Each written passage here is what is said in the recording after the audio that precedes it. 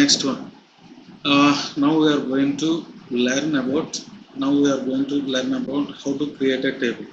So in coming to the older versions to newer version, it's changed slightly, but everything is same. Change it slightly.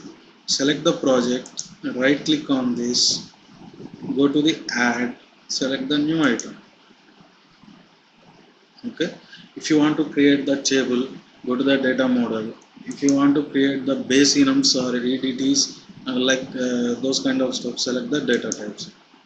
But here my question is, I want to go for create a table, so I need to go for the data model. I need to select only table only. Okay, for data model we have the different kinds of object types. So whatever it is displaying here, we will call those are the object types. Okay, I will select the table only. So it will ask the table name. So what I will do, I will provide student names. Student, I am going to create a student master table. Okay, yes, my table was created. I need to rename the table name, but here it is not possible. Here it is not possible. It is possible whenever we are creating the table only, but I am not changing in that place.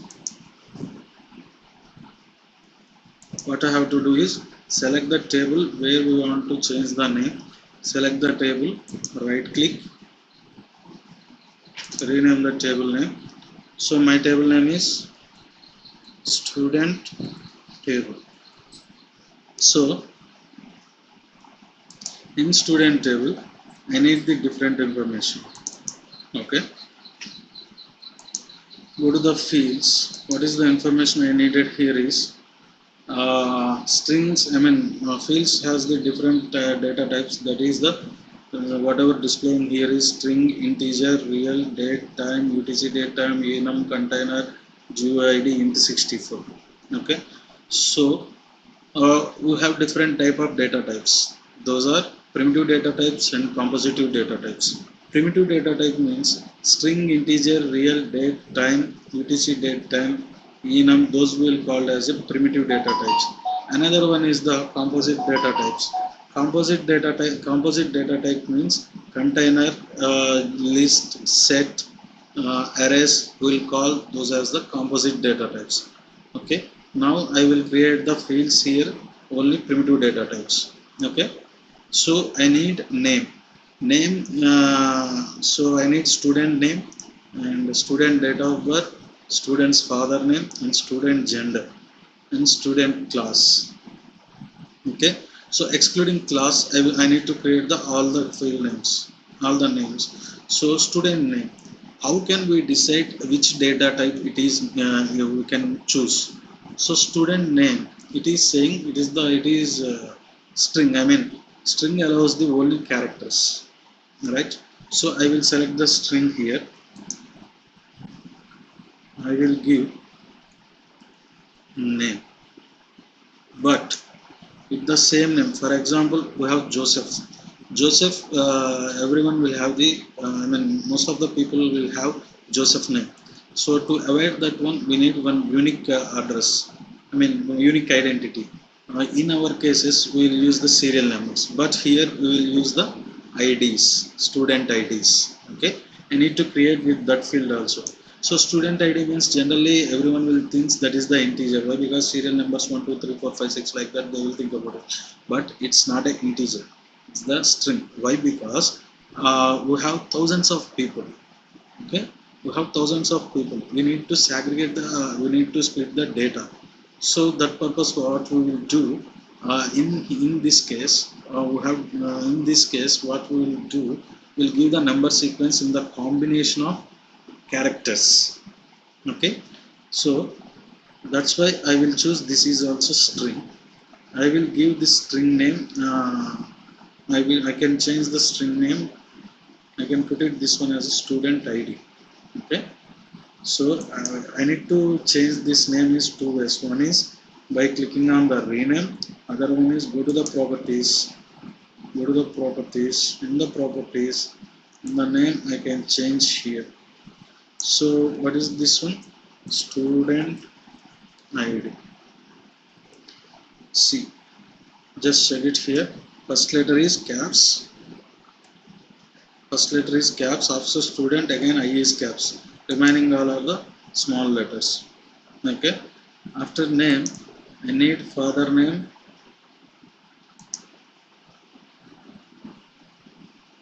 So right click on this, go to the properties, change the name.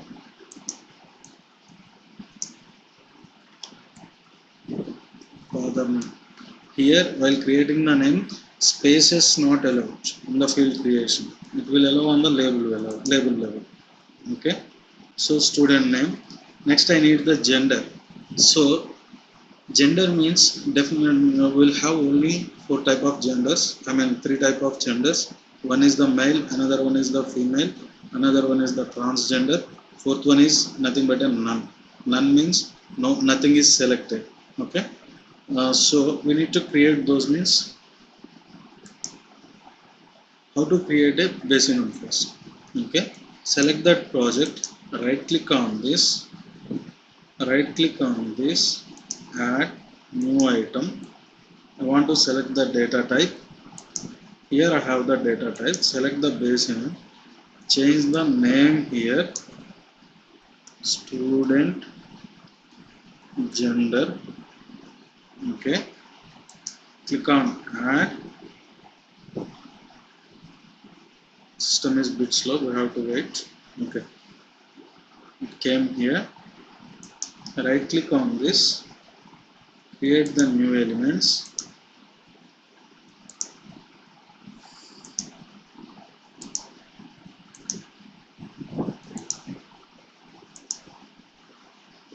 So either if you want to change this one, you can change the rename, or you can go to the properties and change it. But my best practices, I mean as per the best practices, we'll go here and change, go to the properties and we'll change the name here. I will select here none and label. What is the purpose of label here? The label, what it will do, from UI part, front end part, whatever giving the name here, those we can see here. So whatever we are creating these enum values, those will help us to execute the code. Okay, so label is different, elements is different. Okay, so every elements must and should have the label name. Okay, here I will select none. My second one is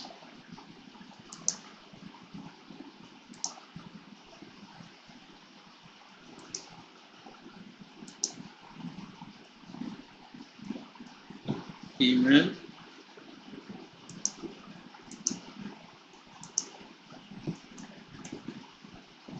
Email. Next one is mail. So 3 is fine for us. I am removing another one. Okay, so star symbol. Star symbol means that whatever we did the changes, that is not saved. So what I will do, we have two options. One is save and another one is the save all. So I will go for this save all. After going to here, I need to select basin. I need to create the basin. You can create the basin in two ways. One is creating the basin from here and change the name to, go to the properties and change the name to gender. Okay, here we have the enum type. Click on the drop down in search box, type our enum name, student gender. Okay, and this is the way you can change it. Okay, so now I want to enter the data. So how can I enter the data means, I created the table but not compiled. So we need to compile the project first. So this is the table. Tables always should sync up with the SQL database server, SQL database. So Previous videos I told about the synchronize on build, synchronized database on build, this one. So if it is setting the true, you can just build the project, that is the fine. If it is not setting, after clicking on the after build completion, again you have to run the synchronize my project with the database. So what I have to do, I already set it up, so not required to run this again. So I will do it the build.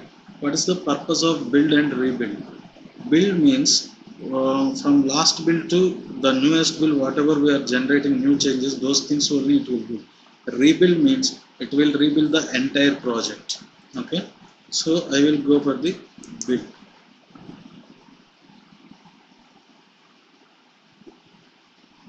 So it will take time, you have to wait.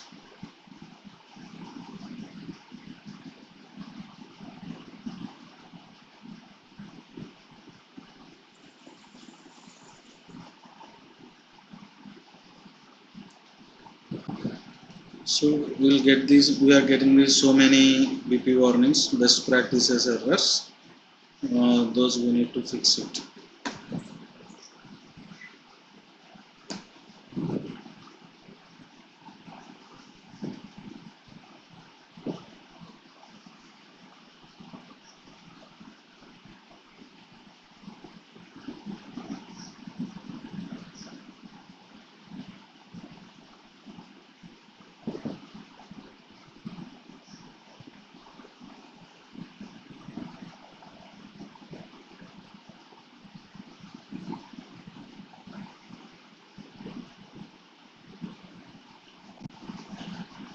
See here, meanwhile, I have 3 hours 26 minutes remaining time.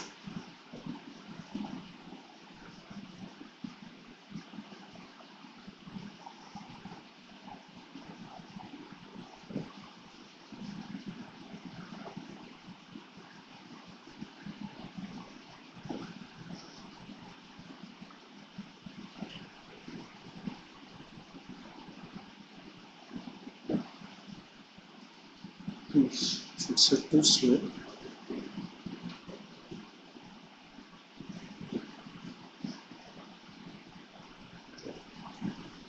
Its penalty is done.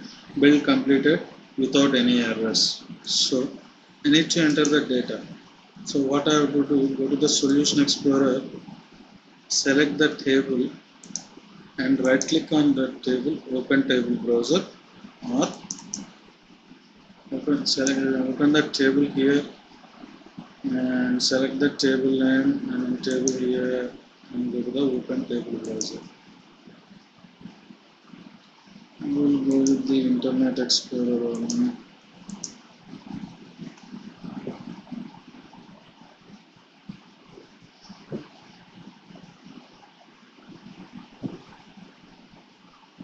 It's taking time and we didn't mention the company name, so that's why it will redirect into the, automatically it will redirects to the DAT company.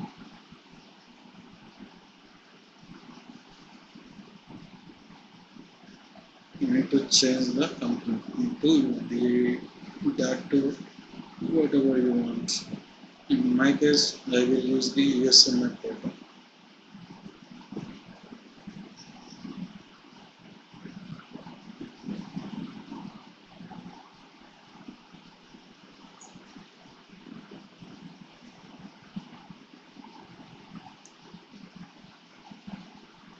Yes, start the document.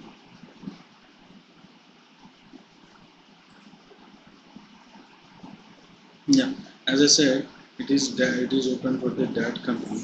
I need to change this one to USMF.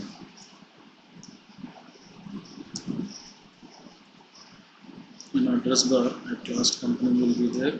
I remove the DAT. It will change to USMF. Okay. Here we have the system fields, for system fields, and remaining all are custom fields. If you want to hide the fields, you can hide it like this. If you want it, you can continue. Click on new, enter the father name, some ABC, gender is female, male name is Sophia, student ID is USMF FN 0001. See here in your observation, whenever we are creating a new data, automatically it will populate the USMF and partition ID. Data ID and partition ID. Rec ID is still not generated. So whenever I am clicking on the cell, it will generate the rec ID. It will generate the rec ID and rec version is set to the 1. Whenever we are modifying the record, rec version will be updated. Okay. These three fields are fixed data and rec version will be changed. Next one is BCD.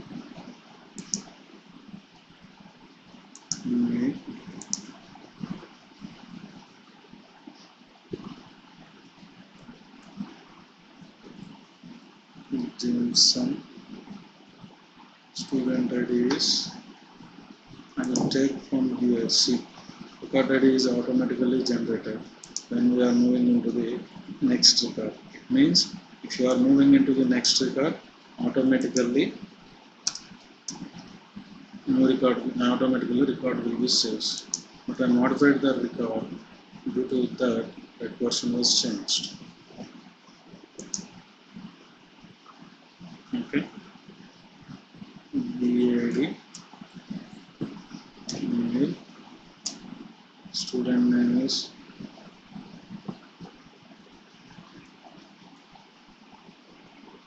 Johnson, so give the number is 3. Okay, so this is the way we can create the tables. Next class we will discuss about the indexes. Okay, what is the purpose of indexes here is in student ID, whenever we are entering the manual, there is a chance to get the duplicate records, to duplicate student IDs. To avoid that one, we will use the indexes. Next session, I will show you how to create the indexes. Thank you.